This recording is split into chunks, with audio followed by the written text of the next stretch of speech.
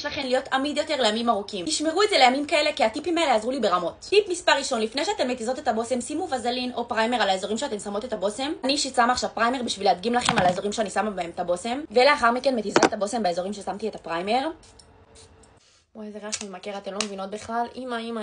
טיפ מספר 2, תתיזו את הבושם על מספיק שאתן משתמשות בו ביום יום, ממש ככה, בלי להתקמצן. ותסרקו את השיער ממש ככה, ושוב, זה יוסיף לעמידות של הבושם במהלך היום. ובלי קשר, רציתי להכיר לכם את הסדרה החדשה של בננה ריפבליק, שמאוד ויראלית עכשיו בארצות הברית. ועוד יותר פרשי, נקי, מרענן ויותר מתאים ליום יום. לאדום יש ריח שצועק יוקרתיות, אתן לא מבינות איזה ריח דומיננטי יש לו, אימא'לה. הלוואי שאפשר להביא ריח דרך מסך. טיפ מספר 3, תתיזו את הבושם באזורי הדופק, שם הבושם נשאר להרבה יותר זמן מאזורים אחרים, זה לפי מחקרים. אני משאירה לכם פה טבלה שתראו באיזה אזורים הבושם מחזיק הכי הרבה זמן. זה נגיד אזור מושלם, וכשאתן שמות את הבושם לעולם אל תשפשפו, פשוט תטפחו בעדינות. בלי קשר שתדעו שלבננה ריפבליק יש עוד 2 פסמים נוספים. אני שיתפתי על איך שזה מגיע, תראו איזה יוקרתי זה נראה.